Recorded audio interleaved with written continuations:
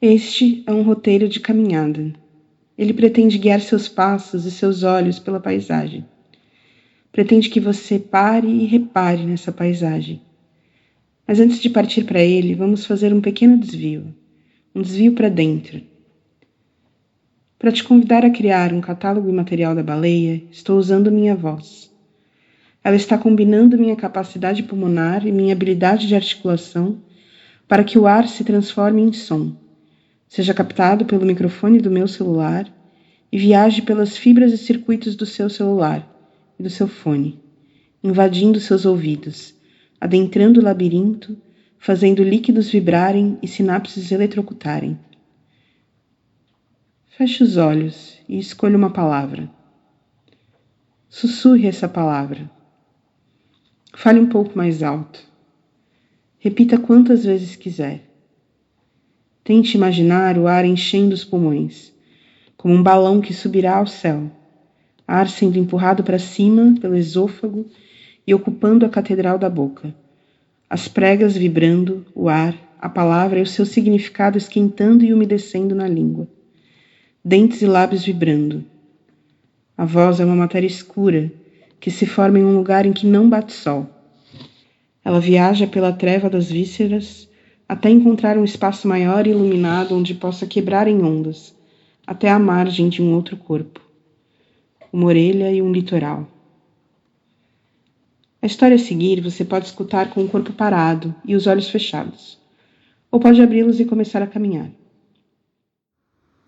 A teoria da evolução tem uma hipótese úmida, circulando entre alguns antropólogos sobre um acontecimento que há 2 milhões de anos teria separado aqueles que hoje são seres humanos daqueles que hoje são chimpanzés. Para suportar a aridez da savana, nossos ancestrais teriam precisado entrar na água do mar para se alimentar e para poder ficar dentro da água por mais tempo teriam aprendido a se equilibrar em 2 patas. A menor quantidade de pelos, as glândulas sebáceas que impermeabilizam nossa pele e a camada de gordura embaixo da pele que nos protege do frio também seria daí decorrente. Mas o desdobramento mais espantoso desse mergulho seria que, ao procurar por algas, conchas e peixes, esses primatas teriam aprendido a controlar a respiração. Assim a laringe desceu, as cordas vocais se formaram, a possibilidade da palavra nasce no mar. Há também uma hipótese seca, ou que aos poucos vai se enxugando. Há bilhões de anos, a vida teria surgido no profundo do oceano em uma minúscula comunidade de bactérias que deu origem a animais e plantas. Algumas teriam ocupado a vastidão dos mares, enquanto outras foram buscar mais oxigênio fora da água. A história dos cetáceos ancestrais, tataravós das baleias, seria especialmente singular. Saíram da água para em seguida abandonar a terra. Essa insistente travessia entre o seco e o molhado é o que teria deixado esses mamíferos os traços semelhantes aos dos peixes.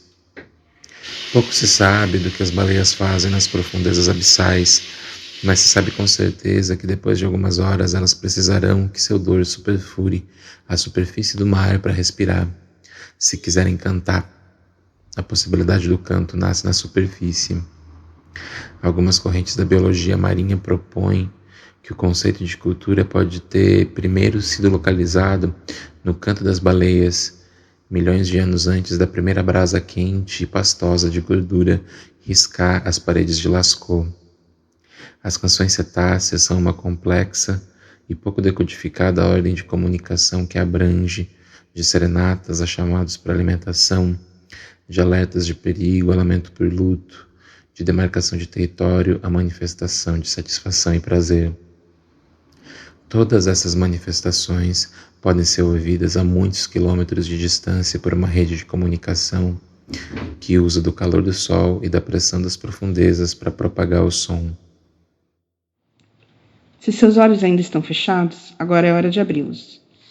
Caminhe em direção à Avenida Ercílio Luz. Ela fica a apenas uma fração de quilômetro daqui.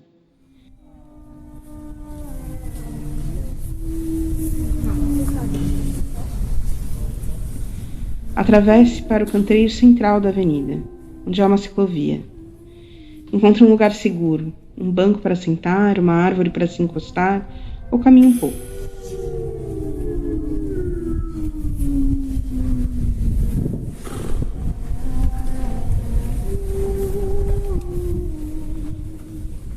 Poucos metros abaixo deste concreto, que as solas de seus sapatos tocam, há um rio. Um rio canalizado, um rio encanado, um fluxo de água que se chamava Rio da Bulha e que agora não pode mais propagar som nenhum. Alguns anos atrás, Karen Serafim fez uma performance nessa rua.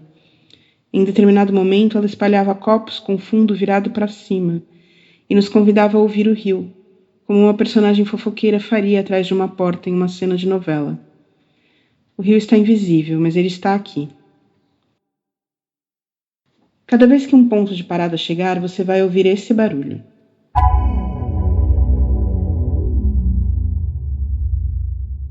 Ele é o sinal para que você possa dar uma pausa nesse áudio e obedecer ou desobedecer alguma instrução que for dada. Aqui está a instrução. Molhe os pés em um rio invisível. Caminhe com os pés molhados daqui por diante. Deixe pegadas úmidas. Volte para esse áudio assim que possível.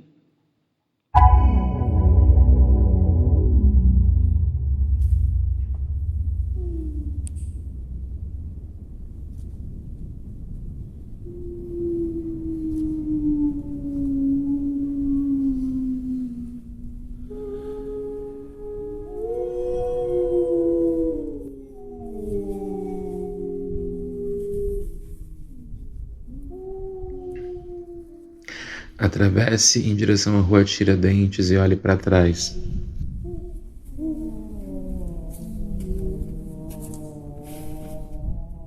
Procure uma grande construção amarela com duas arquiteturas atravessadas uma na outra. Um prédio siamesa incrustado no paredão verde.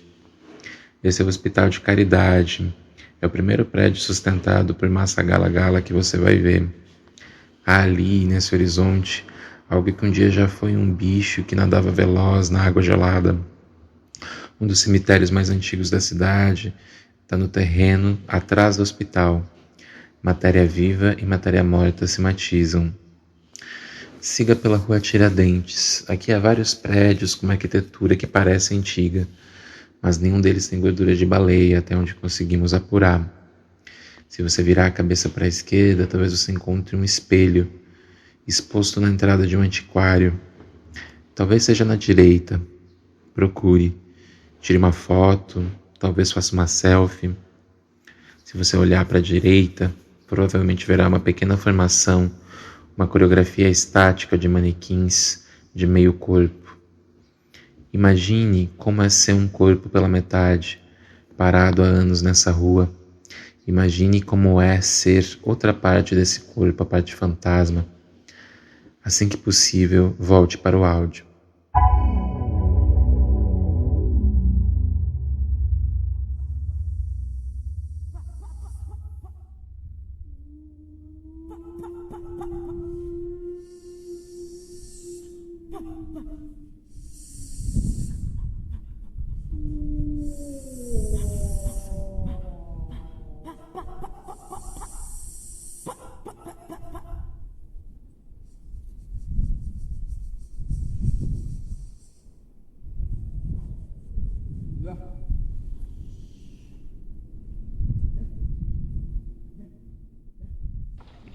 Na esquina da Saldanha Marinho há um picho.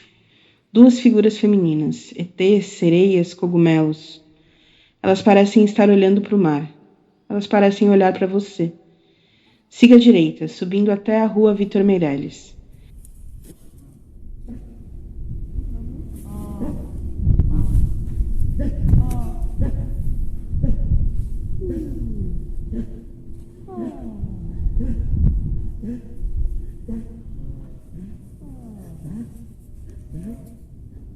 A rua leva esse nome porque foi ali que o pintor nasceu e passou a infância. Lembre-se da Moema que ele pintou. Se não se lembra, procure no Google pela imagem. Talvez essa imagem que Victor Meirelles pintou enquanto estava na França mostre mais que a imaginação da figura de Moema. A irmã de Paraguaçu que se afoga no mar da região que hoje chamamos de Bahia, nadando atrás do navio em que seu irmão acompanhava Caramuru rumo à Europa. Talvez, alguns séculos atrás, Vitor tenha visto alguém deitado assim, nessa exata posição, tomando sol enquanto cochilava no cais da alfândega, algumas quadras para baixo. E essa imagem tenha ficado tatuada em sua retina, pronta para ser chamada de Moema. Olhe para o oeste, procure o mar no horizonte. Ele era visível daqui. A sonoridade das ondas marinhas quebrava o espaço até invadir os ouvidos de quem morava nessa casa, que hoje é um museu. Continue caminhando pela rua Vitor Meirelles até chegar na Praça 15 de Novembro.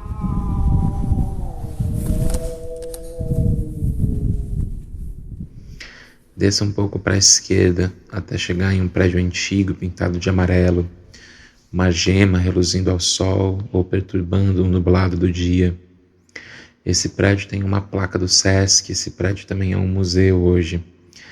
Mas antes ele foi a primeira prefeitura de Florianópolis, antes de ser chamada de Desterro, quando ainda era Nossa Senhora do Desterro. E para cá era mandado quem não tinha mais o direito de viver sequer no arquipélago dos Açores, que dirá no velho continente. Encoste suas costas nesse prédio, sinta sua gordura macia tocando essa estrutura rígida, que também tem gordura. Preste atenção nas suas vértebras, tente encostar cada uma delas na parede. Dentro desse prédio há uma vértebra de baleia exposta. Ela é suficientemente grande para envolver a sua cintura. Imagine uma espécie de cordão umbilical invisível e impalpável se formando entre uma vértebra da sua coluna e a vértebra solitária que descansa no interior desse prédio. Imagine que esse cordão imaginário arrastará essa vértebra real por todos os lugares que você for a partir de agora. Imagine que a sua gordura viva é um ímã para essa gordura morta e que ao tocar a construção você está permitindo que essa gordura assombre essa parte da cidade que convive com o fantasma do mar. Gaste o tempo que for necessário aqui. Assim que puder, volte ao áudio.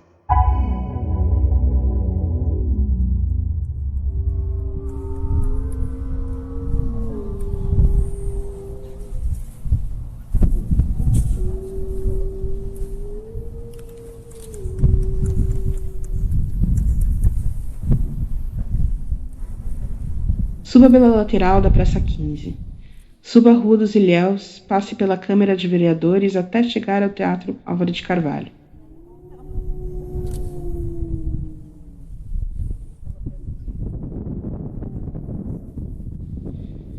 Espie pela vidraça, peça para entrar. Imagine que nesse prédio a gordura da baleia abrigou os acontecimentos mais estranhos e curiosos. Óbvio, os clássicos do teatro apresentados no intervalo entre Rio de Janeiro e Buenos Aires, os gregos e Shakespeare e um ou outro escandinavo, todos em portunhol, fazendo as paredes reverberarem. E Gisele, e os cisnes, e Dom Quixote, e uma projeção de cinema. E bailes de debutantes e leis sendo aprovadas e deixadas de lado. Leis que regulavam, ou pelo menos deviam regular, a pesca das baleias, cujo óleo era queimado para iluminar esse breu. Controlar quantos corpos eram abatidos. Imagine os corpos abatidos, mas não apenas corpos de baleias, também corpos humanos, violentados e mortos, porque esse teatro também foi uma prisão, quando a proclamação da República teve lugar. Imaginar que em algum dia de 2009, em alguma dessas cadeiras, a banha e os ossos desse que responde por Anderson se acomodaram com o barulho e viram os ossos e a gordura e o rabo de cavalo daquela que se chama Jussara, entrando no palco para dançar com humanos, cachorras e robô. Nesse dia tudo mudou, porque uma outra vida foi imaginada. Imagine que este convite à imaginação começou muitos anos atrás, com essa outra imaginação. Uma gordura que olhava, uma gordura que se mexia, sem sequer suspeitar que estavam envoltas pela massa gala-gala. Imaginação, esse cavalo que galopa veloz pelos tempos e nos carrega em seu lobo. Olhe para o prédio em frente ao TAC, um prédio azul que abriga o Ministério da Saúde. Há um mosaico, um corpo negro em frente a um barco mirando o mar. o número de coincidências arquitetônicas decorridas ao longo das décadas, para que justo agora, nessa caminhada, você possa olhar para essa imagem que dava início à caça da baleia. Um corpo negro que olhava o mar. Nele entrava e de lá arrancava o Leviatã. Siga para a direita, para a esquina da rua Padre Miguelinho. Desça para essa rua, veja um painel à esquerda onde se lê Amazônia ainda queima, onde o rosto de uma pessoa indígena está manchado pela tinta branca que pintou a fachada da Igreja Livre em Jesus. Daqui provavelmente você já consegue ver o fundo da catedral, a rampa que leva até a fachada da construção.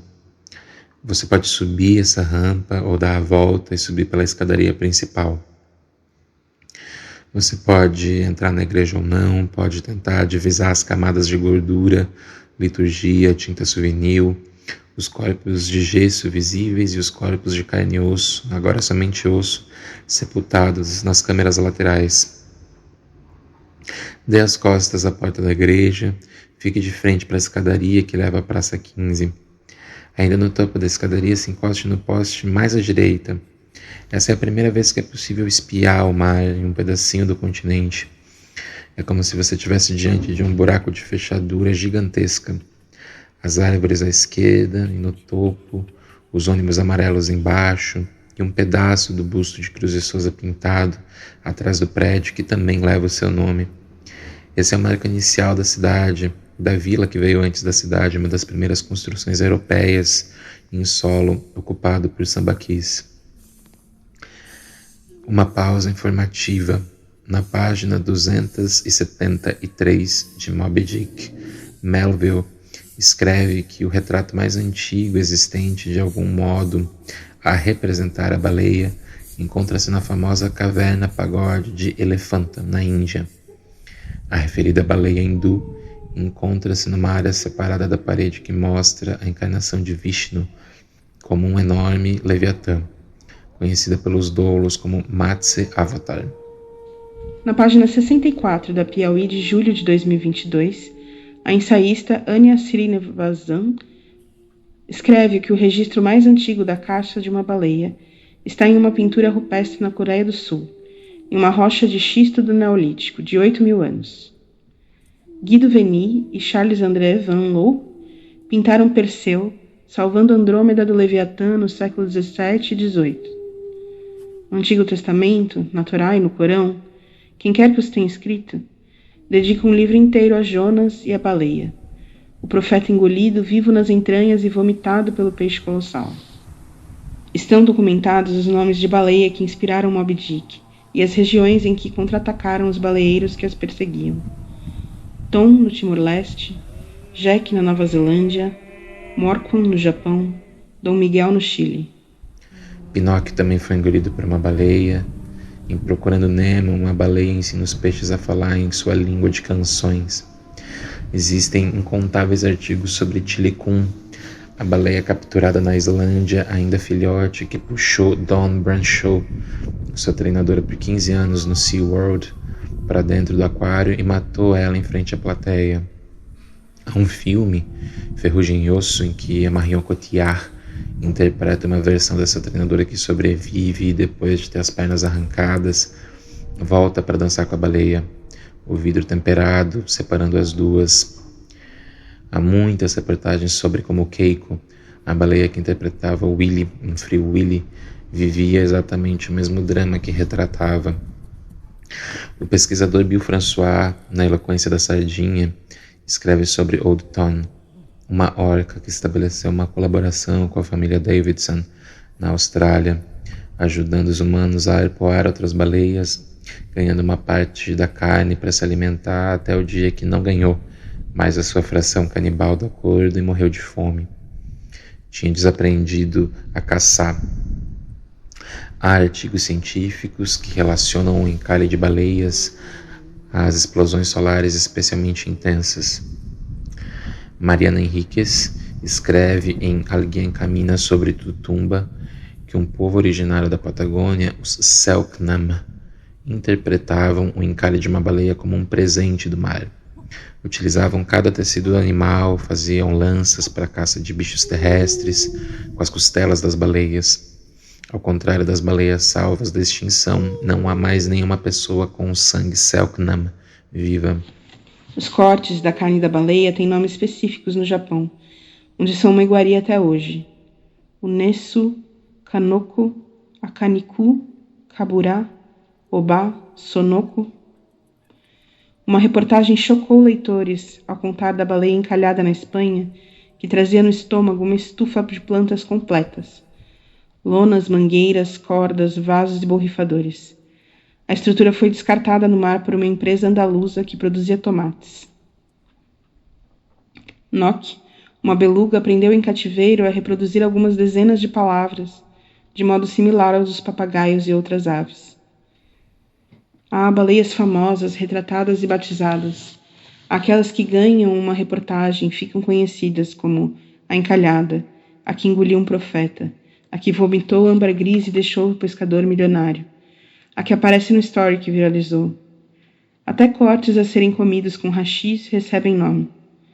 Mas há uma coisa, informe e sem nome, sem rosto e silenciosa, que reveste paredes de construções antigas e explosões de bombas em campos de batalha, impregnada em perfumes que seduziram e em ungüentos que curaram.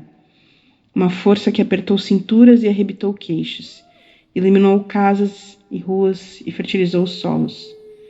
Existe a matéria animal transmutada até perder o semblante reconhecível.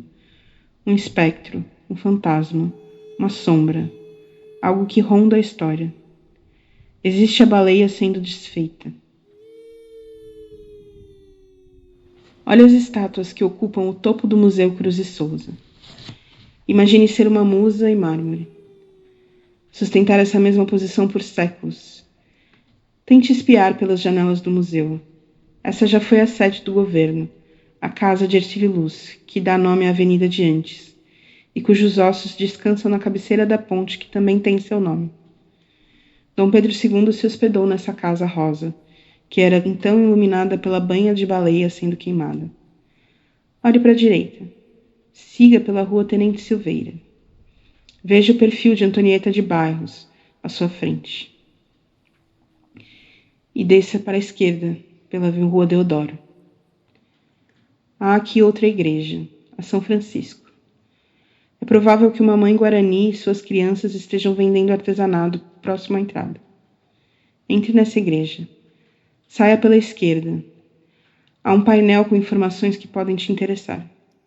Continue a descida pela Deodoro e atravesse a rua Conselheiro Mafra. O mercado público está à direita e o prédio da alfândega à esquerda. Há uma série de chafarizes nesse largo. Se aproximando deles, você está adentrando o fantasma do mar. Aqui a terra terminava e os barcos atracavam no porto. Água artificial onde antes havia água selvagem. À esquerda, no fundo, talvez você consiga ver algumas colunas que não sustentam coisa alguma. Esse era o Miramar, um trapiche que acolhia um bar. No salão desse bar, as primeiras coreografias do balé de Esterro foram montadas por Sandra Meyer, e ali também Vera Colasso montou os textos do Teatro de Arena. Isso é o mais próximo que conseguimos chegar da porção de mar que definiu a construção do centro dessa cidade. Uma última imagem. As ressacas mais fortes desenterram algumas das ossadas submersas. Se demorar nessa imagem. Abraçá-la, envolvê-la com a imaginação como quem envolve um corpo querido com braços, mãos, dedos e unhas. As ressacas mais fortes desenterram algumas das ossadas submersas. Imaginar a vastidão do mar cinzento avançando cada vez mais sobre a areia e o asfalto e os quintais. Imaginar essa imensidão cinzenta como um retalho de seda que cobre os milhares de alfinetes, que são as costelas das baleias acumuladas no chão do mar. Imaginar que o mar tem chão e que as centenas, talvez milhares de metros desse chão molhado, coberto de alfinetes, já boiamos e nadamos e rimos e mijamos quando não estávamos com preguiça de ir até o banheiro. Nessas águas, As baleias dão luz a filhotes que carregam por cerca de 1 ano no útero e os amamentam ainda por outro ano.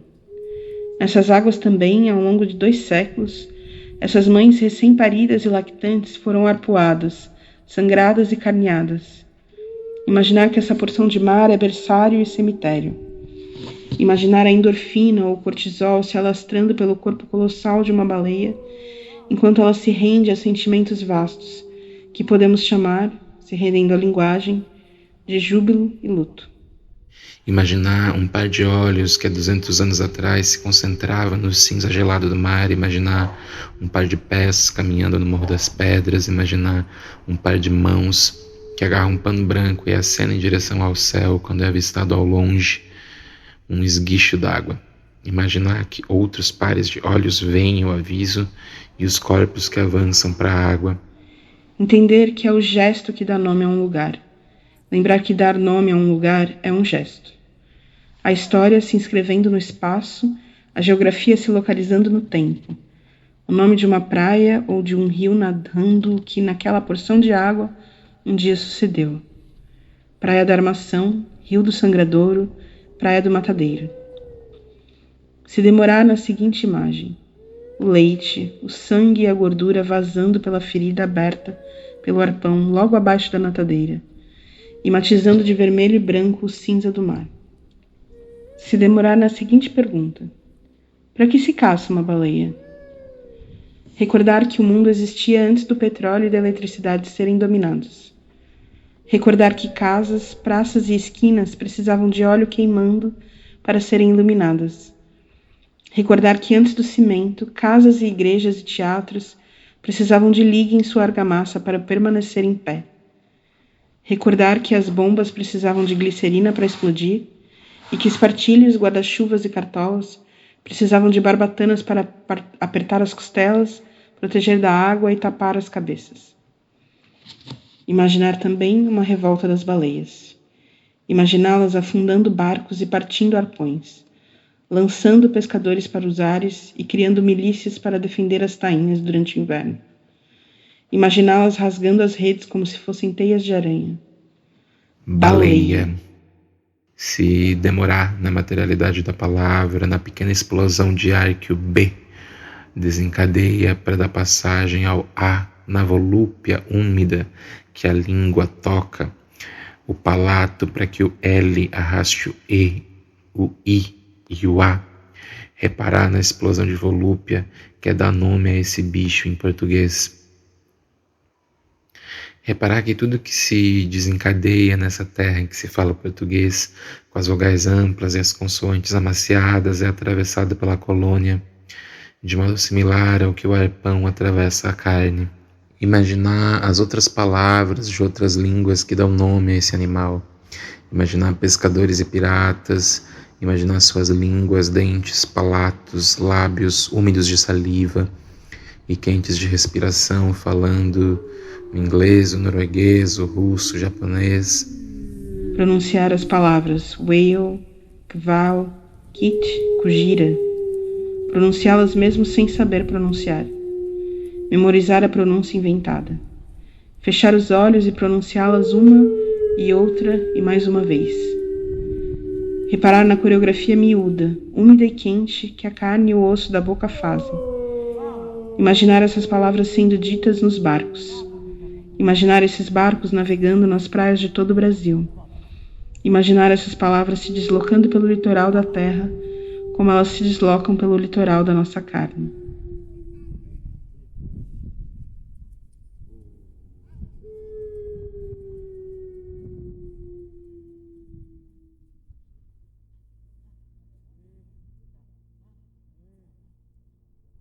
Este projeto foi aprovado pelo Edital de Apoio às Culturas, número 623/SMA/DSLC/2021. Conta com o patrocínio do Fundo Municipal de Cultura de Florianópolis, da Fundação Cultural de Florianópolis Franklin Cascais e da Secretaria de Cultura, Esporte e Lazer da Prefeitura de Florianópolis. Financiado com recurso público, oriundo do Edital de Apoio às Culturas 2021.